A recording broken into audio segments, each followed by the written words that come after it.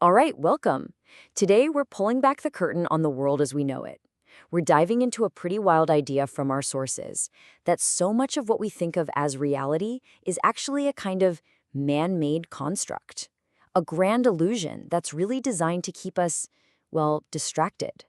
Okay, let's get into it. So, what if the stories you've loved your whole life, the classic fairy tales, even modern cartoons, what if they're actually complex allegories for the very systems that shape our world? The sources we're digging into today argue that the truth isn't just out there, it's been encoded right into our culture, hiding in plain sight this whole time. So, let's start by trying to unmask this grand illusion. And we're going to kick things off with a story that pretty much all of us know and see how it can be interpreted as a surprisingly detailed map of our legal and financial system. Okay, get this. Let's take a look at The Wizard of Oz through a totally different lens. According to the source material, this whole story is a deep allegory for our place in the system. So you've got the straw man, right? He's said to represent our legal fiction, that paper version of you, the name in all caps on your birth certificate. Then there's the Tin Man, a play on the tin or taxpayer identification number, an emotionless worker. The Cowardly Lion? He's the figurehead who looks powerful but has no real teeth. And Toto? Well, Toto's the truth, that little voice that just keeps barking until the curtain gets pulled back on the whole charade. And, this idea of stories hiding these secret codes, it's not just for old classics. The source points to a much more modern example, The Simpsons. We all know the show is famous for its so-called predictions, but the argument here is that it's not some kind of prophecy. It's just the work of, as the quote says, master observers who are paying really, really close attention. So, how in the world did the show seem to predict the future? Well, the argument is they weren't gazing into a crystal ball. They were just observing what the source calls the source code of our culture. They saw the early signs of celebrity culture taking over politics and made an episode about President Trump. They saw the deep, obvious corruption in organizations like FIFA and made a joke about it. Even gags about smartwatches and autocorrect fails, those were just based on clear technological trends. In this view, the show isn't a prophet, it's a mirror, just reflecting the totally predictable outcomes of the system we already have. Okay, so if stories like The Simpsons are just reflecting a source code, well, that begs the question, right? Who's writing the code? This brings us to the next big idea, the architects of control. Our source material argues that our reality is often intentionally scrubbed clean to create a much more pleasant and profitable version of the truth. And the term for this process is Disneyfication. It's pretty much what it sounds like. It's this idea that our messy, complicated, sometimes brutal history gets sanitized. It gets idealized, repackaged, and then sold back to us as a simple, family-friendly, and often nostalgic fantasy. And here is a fantastic example of that in action. We all have that image of Disney's Main Street USA, right? It's that picture-perfect, nostalgic fantasy of small-town America. But the source material traces its real inspiration back to Walt Disney's actual childhood home, Marceline, Missouri. And Marceline's history, well, it's not a fantasy. It's a real place that was literally born from the raw, violent trauma of the Civil War.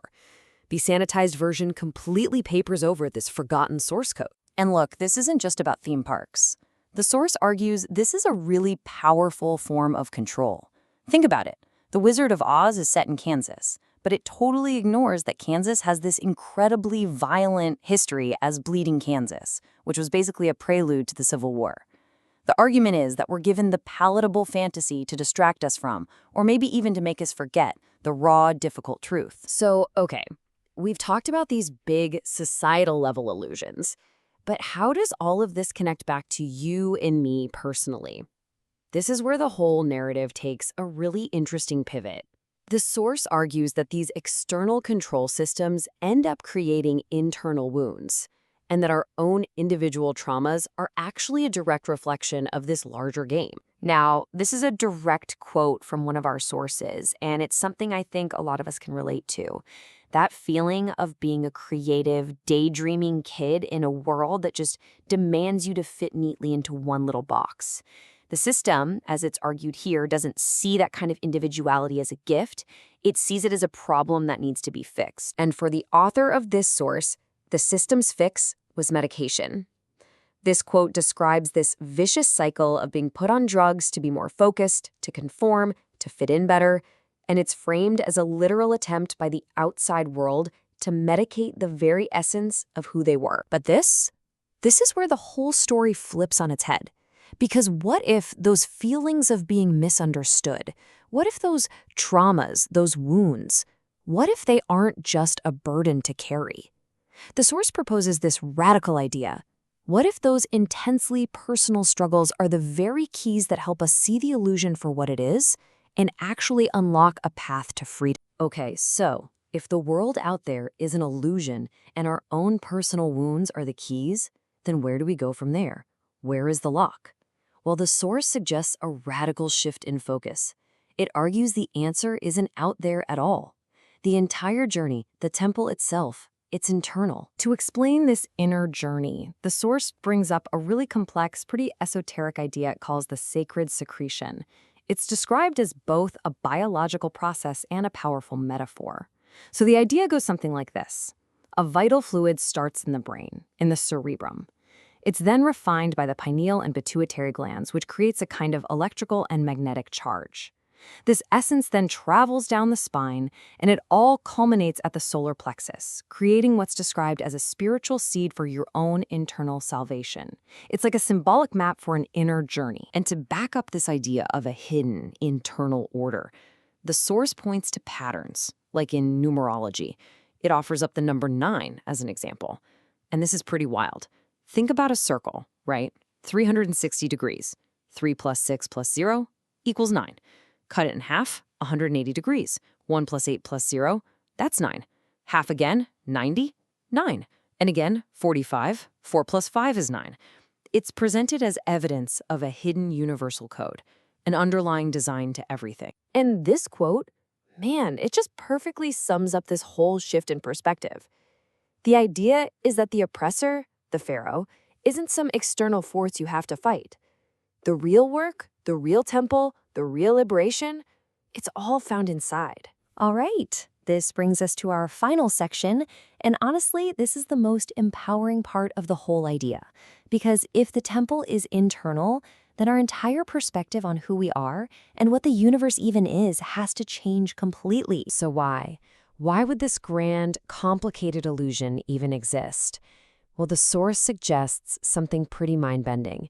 That the system, this matrix, is designed to be so dazzling, so complex, so distracting, that we forget the most fundamental truth there is, that we are its creators. And this all circles back to the power of personal sovereignty. The argument is that you are not defined by your past, by your wounds, or by the systems that you've moved through. The ultimate power lies in your conscious decision of who you want to be. It's about writing your own story, no matter what script you were handed at the start. But this isn't about just isolating yourself on a mountaintop, right? The source stresses that there's no real separation between any of us. In this view, when one person wakes up, it contributes to the whole, because we're all individual reflections of this greater conflict and harmony between the one and the all. We're all in this together. So we'll leave it with this final thought. If the universe isn't some static thing that you just exist in, but it's an active, unfolding event, a happening, and you are an essential part of that happening, what does that mean for you? It's a call to move from being just a spectator to being an active participant. So the real question is, what role will you choose to play? Thanks for joining this explainer. Until next time, keep observing.